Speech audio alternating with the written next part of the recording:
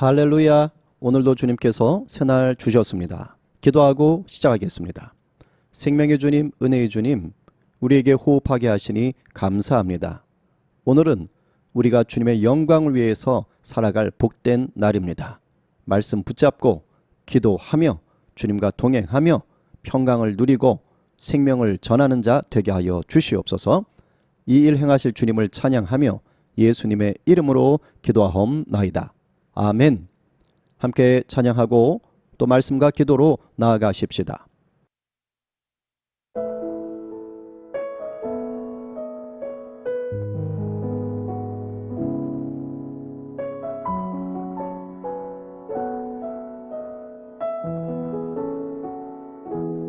여호와가 너를 항상 인도하여 메마른 곳에서도 널 만족해 하며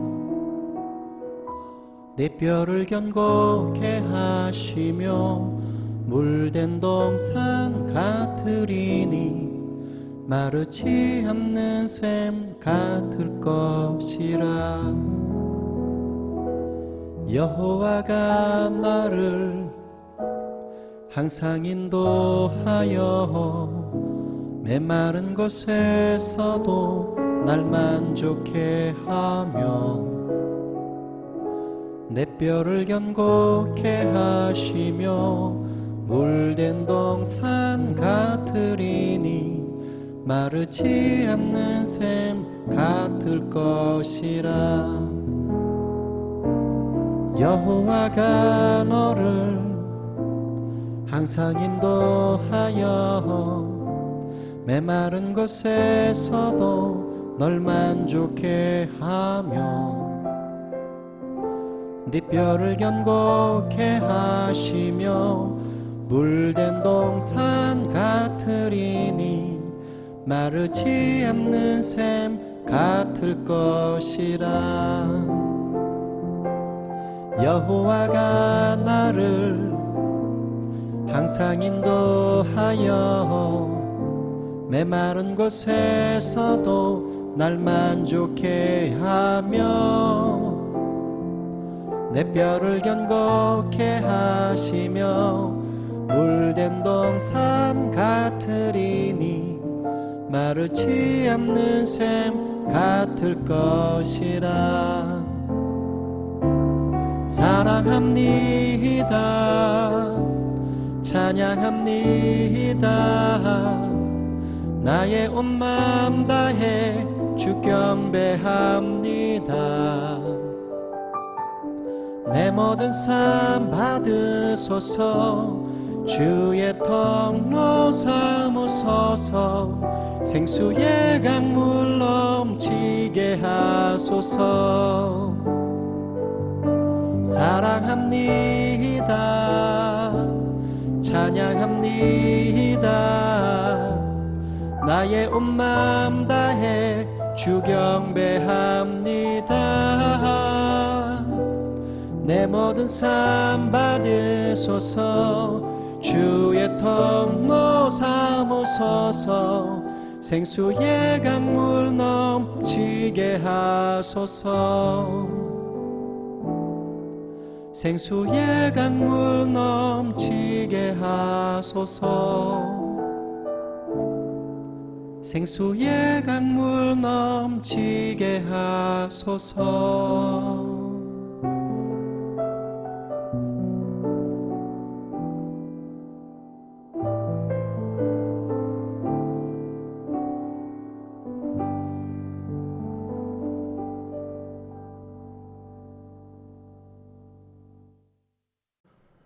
오늘 우리에게 주시는 주님의 말씀은 사도행전 9장 23절부터 25절까지의 말씀입니다.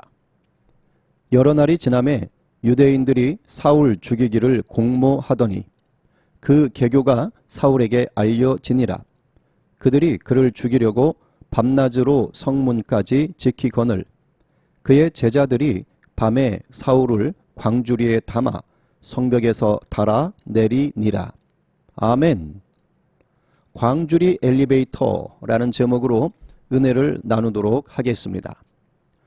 전쟁에서 싸움을 할 때 무조건 돌격 앞으로 이것만이 있는 게 아니죠. 때로는 숨기도 하고 또 잠시 후퇴를 해야 할 때도 있는 것이지요. 참호라는 게 있습니다.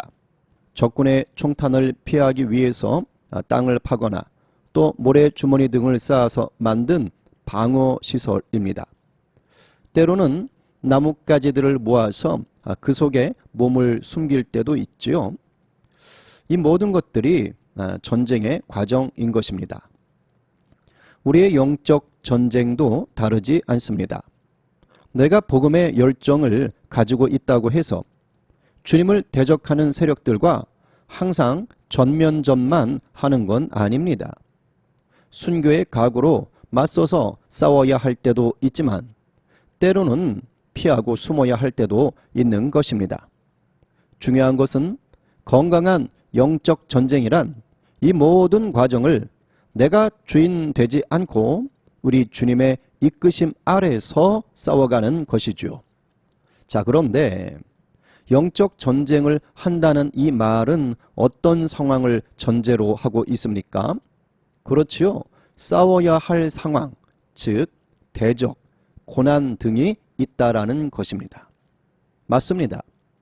복음 안에서 새 사람이 됐다고 해서 우리 삶에 고난이 사라지는 게 아닙니다. 오히려 믿음을 지키고 복음을 증거하기 위해서 따라오는 고난들이 반드시 있습니다. 이런 고난은 진짜로 예수 믿는 자라는 증표가 되고 또한 우리를 정금처럼 다듬어가는 은혜의 통로가 됩니다. 사울도 예수님을 만나서 새롭게 되자 즉시 복음 증거의 전쟁터에 참가를 했습니다. 즉시 여러 회당에 가서 막 복음을 증거하잖아요. 그러나 이내 큰 위기가 또 찾아옵니다. 23절에 보니까 여러 날이 지남에 유대인들이 사울 죽이기를 공모하더니 라고 합니다. 여기서 여러 날이 지났다라는 말이 우리가 읽을 때는 그냥 며칠 정도 흐른 것으로 생각할 수 있습니다. 그러나 그 며칠 사이에 사울에게 25절이 말하는 제자가 생겼다? 요건 조금 수긍하기가 어렵겠죠. 그런데 다행히도 이 사울이 쓴 갈라디아서를 보면 이 상황을 보충 이해할 수가 있습니다. 갈라디아서 1장 17절 18절에서 사울이 이렇게 말을 했습니다.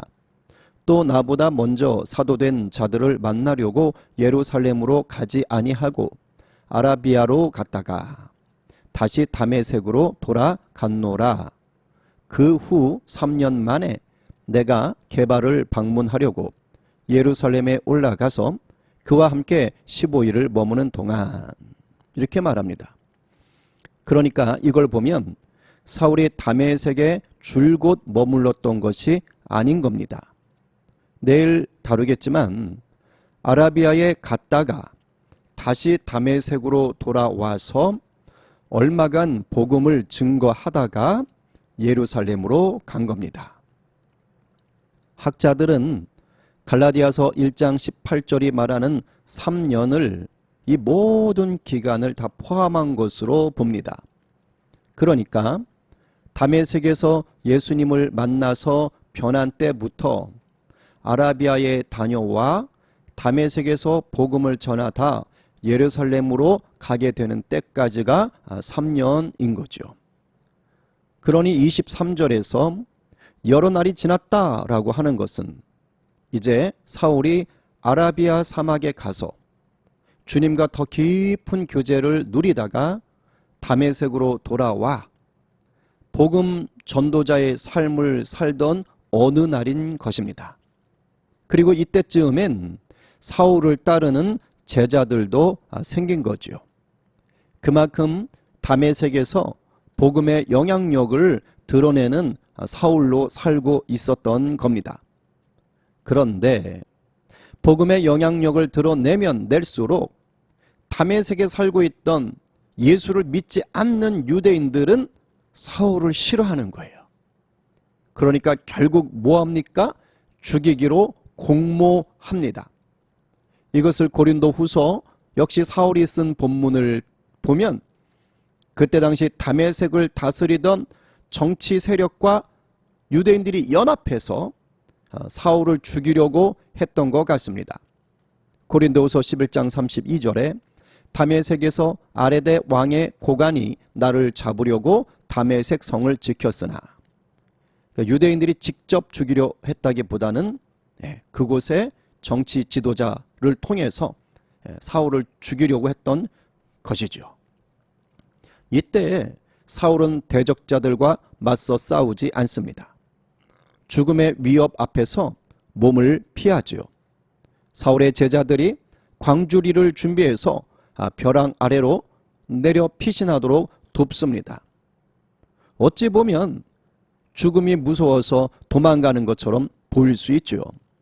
그 좁은 광주리 안에 그냥 몸을 구겨 넣어가지고 성벽 아래로 내려가야 되는 처지가 비굴해 보일 수도 있습니다. 그러나 이 모든 과정은 우리 주님의 도우심이고 이끄심인 것입니다. 우리 주님께서요, 광주리 엘리베이터를 태워서 사울을 잠시 감추신 거지요.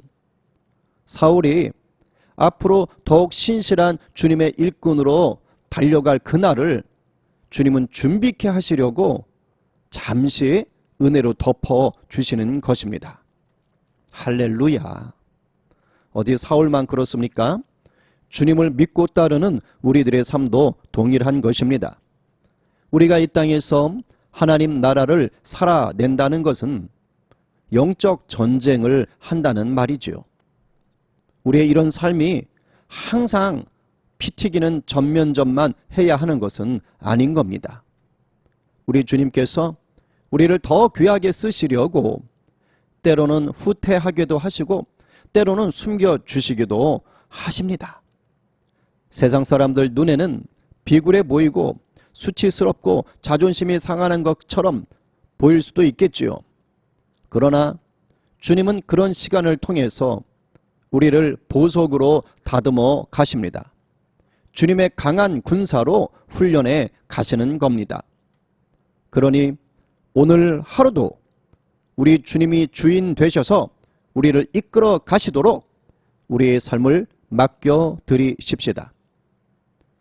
세상과 맞서 싸우게 하시든 세상의 것들 속에 대적들 속에 공격들 속에 피하게 하시고 감춰 주시든 성령 안에서 자유하고 담대한 하루 누리시길 간절히 축원합니다. 오늘 말씀을 이웃에게 들려주고 싶다면 이 영상 공유해 주시고 더보기란 기도 제목 보시면서 저마다의 처소에서 기도의 골방을 데워 가십시다. 제가 기도하고 마치겠습니다. 은혜의 주님, 생명의 주님, 오늘도 말씀을 붙잡겠습니다. 말씀이 육신이 되어 오신 예수님처럼 오늘 우리도 말씀으로 내 삶, 육신의 삶을 빚어가겠습니다. 성령께서 다스려 주시고 인도하여 주시옵소서. 사람들의 눈을 의식하기보다 우리 주님과 눈동자를 맞추고 살아가게 하여 주시옵소서. 오늘도 육체가 연약한 분들이 있습니다. 치료하여 주시고 회복하여 주시고 견딜 힘도 주시옵소서. 마음이 공고한 분들이 계십니다. 하늘의 위로가 임하게 하시고 샬롬 샬롬 누리게 하여 주시옵소서.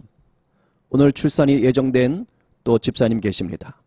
주님께서 산모와 태아 모두를 건강케 붙잡아 주시옵소서.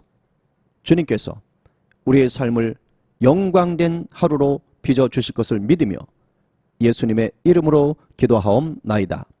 아멘.